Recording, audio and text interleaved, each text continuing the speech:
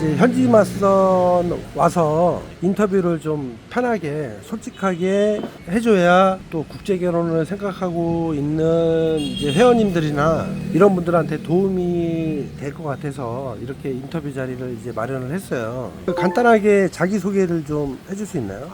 네, 저는 경기도 화성시에서 반도체 관련 화학회사를 다니고 있고요. 분석업 일을 하고 있습니다. 85년생이고. 그 언제부터 국제 결혼에 대해서 생각을 하게 됐어요? 본격적으로 생각한 거는 작년 중반부터는 막연하게 생각했었고요. 실제적으로 정확히 좀 알아봐야겠다고 생각한 거는 10월 달부터 좀 생각을 해서 유튜브가 제일 접하기 쉽다 보니까 유튜브를 여러 군데 확인해보고 이제 베트남 처갓집을 알게 된 거는 한 1월 달쯤 우연치 않게 링크 타고 들어가져서 보게 됐다가 좋은 업체인 것 같아서 인천에 계신 작은 대표님한테 상담받고 진행 결정을 하게 됐습니다. 이제 계약하게 되면 계약서도 쓰고 전반적으로 이제 설명을 다 드리고 그 여성 프로필을 우리가 이제 전달을 해주잖아요. 네네. 그리고 이제 베트남에 뭐 시간 내서 오는데 최소한의 어떠한 뭐 시간적인 거나 금전적인 거를 이제 시행착오를 좀 줄이려고 저희도 최대한 영상 맞선을 먼저 좀 보고 확실하게 이 여성이다라는 확실한 마음이 들 때 오게끔 하거든요. 그래서 프로필을 전달하고 우리 여성하고 영상 맞선 봤을 때 느낌이 어땠어요? 제 기준에 부합하는 여성이라고 하면 조금 순수한 여성을 좀 많이 원했던 것 같아요. 그래가지고 제가 선택한 여성분을 봤을 때 굉장히 순수해 보였고, 그래서 이 영상 맞선을 진행했는데 개인적인 영상 맞선의 느낌은 너무 순수함이 많이 드러났기 때문에 대화도 솔직히 말해서 그때는 많은 대화를 저희가 하지는 못했는데 그럼에도 불구하고 오게 됐던 이유는 그 순수함이 어떤 사람일까 좀 만나봐서 확인을 하는 게 제 인생에도 검증작업이 필요하다고 생각해서 저는 진행을 했던 케이스인 것 같습니다. 그렇게 해서 이제 현지에서 여성을 만나기 전에 우리가 서류적인 거를 이제 다 보여줬잖아요. 네네. 처음에 우리 그 여성을 커피숍에서 봤을 때 느낌이 어땠어요? 여전히 조금 여성분이 긴장을 한 게 많이 보이더라고요. 그래서 오기 전부터 그러지 않을까 당연히 그렇게 생각을 했었고, 또 저 나름대로 어떻게 해야지 이 여성한테 제가 어떤 사람이라는 거를 조금이라도 보여주려고 좀 노력을 하려고 많이 준비를 좀 했던 것 같습니다. 그러니까 처음에 프로필 사진 본 거하고 그 영상으로 맞선 볼 때하고 또 실질적으로 현지에 와서 이제 맞선 볼 때하고 이렇게 차이점 같은 게 있었어요? 제 개인적으로는 더 앳돼 보이기도 했던 것 같아요. 그리고 그 자기 주장도 조금 본인 내심을 가지고 있는데 처음이다 보니까 저한테는 표현을 못하지만 다른 분들과 통역사님들과 얘기하는 거나 그래도 의견도 낼 줄 알고 되게 단단한 사람이다라는 걸 조금은 느낄 수 있었던 것 같습니다. 그 베트남 여성들은 제가 항상 느끼는 거지만 처음 이렇게 맞선 보고 싫으면 데이트를 안 하고 그냥 집에 가는 성격이거든요. 그냥 좋으면 좋다, 싫으면 싫다 명확하게 이야기하는 성격이에요, 베트남 여성들이. 근데 첫날 데이트를 하고 우리가 여성한테 물어봤을 때 되게 착한 남성인 것 같아서 마음에 들어요 이렇게 이야기를 했거든요. 거기에 대해서 다음날 우리가 또 이야기를 해줬고, 본인이 교제를 해야겠다라고 결정하게 된 계기 이런 게 있었나요? 일단은 제가 방금 말씀드렸던 그 기준에 부합했던 여성이 맞다고 생각을 했고요. 그런 후에 교제를 신청하고 좋다고 얘기를 했는데, 이거는 제 개인적인 솔직한 느낌을 말씀드리면 교제를 이제 시작한다고 해서 바로 교제가 되는 건 아니라는 게 확실히 느껴졌고요. 왜냐면 그 여성도 이 남자가 좋은 느낌인 걸로만 판단해서 하는 거고, 저도 이 좋은 여성이라고 판단해서 교제를 시작했지만, 결혼 준비하시는 분들 제가 좀 어드바이스를 조금 해드린다면 너무 조급하지 않으셨으면 좋겠어요. 굉장히 전 둘째 날에 생각보다 마음이 좀 무거웠어요. 교제를 하고 시작하는데 업체에 대한 믿음이 있었으나 과연 이 여성과 저와의 그 유대 관계가 형성이 될 수 있는가, 이 짧은 기간 동안에 이런 게 굉장히 고민이 많이 돼서 대표님께도 따로 가서 상담 드리고 조언해 주시고 해서 좀 결정을 하게 된 부분이 좀 큰 것 같습니다. 그러니까 일단은 이야기를 했지만 여성이 본인을 좋아하는 호감에 대한 거는 100인데 사랑은 0이거든. 근데 그게 교제를 하면서 호감이 0이 되고 사랑이 100이 되고, 물론 뭐 50대 50이 될 수도 있는 거고, 그때 가서 본인도 그렇고 여성 입장에서도 서로에 대한 믿음이 확실했을 때 결혼을 결정하면 되는 거예요. 그게 우리가 추구하는 목적이거든. 그래서 그렇게 조급하게 생각하지 말고 서로 겪어보고 교제하면서 참 좋은 사람인데 나랑 또 안 맞을 수도 있는 거고 그걸 이제 겪어봐야 되는 거거든. 네네. 대화를 많이 해보는 것도 굉장히 중요하고 그리고 기껏해야 3일 정도밖에 시간이 없는데 너무 이제 그 안에 결과를 내려고 하는 것보다는 이게 첫 발자국이니만큼 서로의 속도가 어느 정도인지 그거에 대해서는 조율을 좀 해야 될 필요가 좀 있는 것 같습니다. 근데 본인도 이렇게 와서 느껴봤지만 어떻게 보면 오늘 만나서 내일 결혼하러 업체를 갔다라고 가정하에 거꾸로 생각하면 얼마나 그게 무모하다라는 걸 알겠죠. 네, 너무 겪어보니까. 상상만 해도 좀 무섭고요.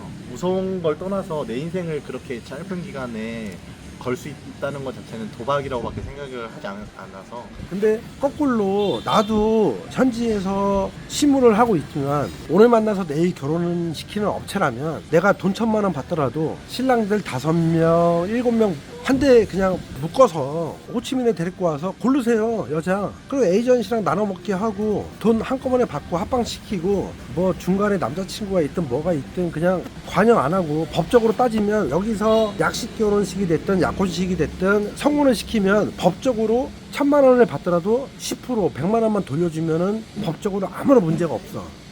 그게 오히려 업체 입장에서 손해보는 장사가 아니거든. 근데 구질구질하게 연애하면 중간에 깨질 수도 있고 돈도 한꺼번에 받는 것도 아니고 약식 결혼식 한 것도 아니고 이러다 보니까 업체 입장에서는 수익성이 없다 보니까 업체들이 단가를 낮추고 빨리 그냥 오늘 만나서 내일 결혼시키는 게 목적이에요. 하지만 저는 이 국제결혼에 목적을 두고 베트남에 온 것도 아니고 이렇게 서로 연애하면서 서로에 대한 성향을 맞춰보고 한국 가서도 잘 살까 말까 한 게 결혼인데 네. 그냥 오늘 만나서 내일 결혼하는 거는 거의 지네밭이라는 생각이 들거든요. 그런 부분에 있어서 좀 안타까운 부분 때문에 이런 시스템으로 하고 있는 거고 신부하고 데이트만 주구장창 하는 게 좋은 거 아니거든요, 사실. 매칭이 되고 나면 가급적이면 저도 처갓집에 같이 방문하려고 하고 데이트 하는 거보단 처갓집에 가서 부모님을 인사하고 이 신부가 어떻게 살아왔고 이런 가정 환경을 보면 느낌이라는 게 오거든요. 국제결혼을 남부 지역 같은 경우에는 건터 주변의 여성들이 국제결혼을 하지 호치민의 도시에 있는 여성들이 국제결혼하는 게 아니거든. 근데 모든 업체들이 다 호치민에 가 있거든. 우리가 건터 지역에서 굳이 사무실이 있고 신랑들 불편하게 여기까지 오게 하는 이유가 신부들의 처갓집을 가게끔 하려고 하는 목적이 있어요, 사실은. 그리고 오늘 한 번 갔다 온 게 아니라 다음에 또 데이트하러 오면 또 처갓집에 가게끔 하는 게 우리가 목적이고 최소 3번은 가고 나서 결혼식을 시키는 게 우리의 매뉴얼이라고 하면 그 매뉴얼이라고 할 수 있는데 그 처갓집 가기 전하고 갔다 오고 나서의 본인이 느낀 게 굉장히 많을 거예요. 상대방의 부모님을 보고 나서 더더욱 결혼 진행할 수 있겠다 없겠다 가부가 결정되는 거기 때문에 저는 오늘 다녀온 지 얼마 안 됐지만 한국에서는 잘 못 느끼지 못했던 그 따뜻함을 엄청 많이 느낄 수 있고 그리고 친척들도 신부의 앞날을 되게 걱정하고 축하해주는 자리로 왔기 때문에 환대도 많이 해주시고 되게 따뜻함을 많이 느껴가지고 저로서도 되게 그런 감동을 많이 받았습니다.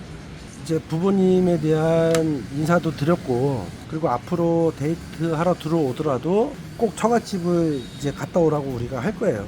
그리고 신부 입장에서 내 부모한테 신랑이 잘하면 신부도 한국 가면 내 부모한테 잘하거든. 그거는 인지상정인 거예요. 아까 그 고모나 막 이렇게 눈물을 흘리고 했는데 본인도 약간 눈물을 좀 흘렸던 것 같아요. 감정이 조금 올라왔던 거는 있고요. 왜냐면 외동딸을 이제 먼 곳으로 시집을 보내야 되는 부모님이나 친척들 그리고 얼마나 사랑을 많이 주셨는지가 좀 보이더라고요. 그렇기 때문에 좀 감정이 올라왔던 건 맞는데 신부가 되려 덤덤하고 좀 강하게 있어가지고 좀 놀랬던 건 있습니다.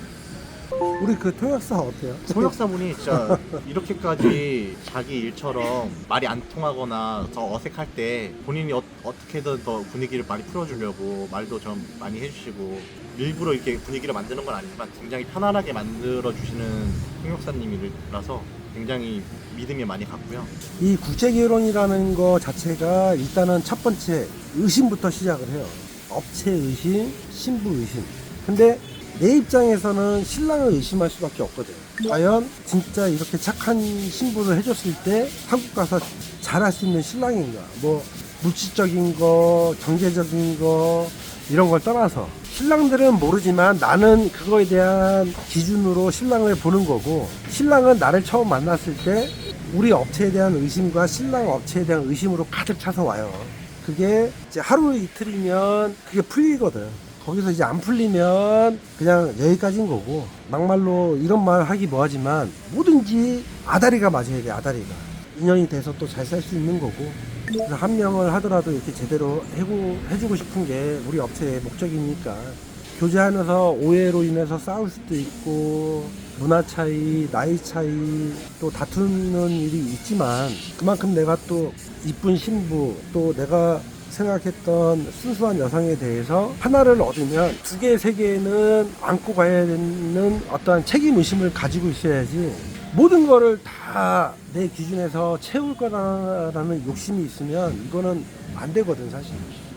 그리고 이제 우리 신부는 기숙사에 들어와서 한국어 토픽 공부도 하고, 우리가 또 옆에서 또 좀 지켜봐야 되고, 또 장거리 연애 하다 보면 답답한 것도 있을 수도 있고, 여러 가지가 또 변수가 있을 수도 있는데, 연애 잘 하고 억지로 되는 건 없어요. 네. 또 베트남에 오게 되면 항상 데이트 하는 것도 중요하지만 처갓집에 자꾸 가는 거. 저는 무조건 그냥 다른 데보다 처갓집을 가고 싶어요. 그냥 그런 마음이 더 크기 때문에.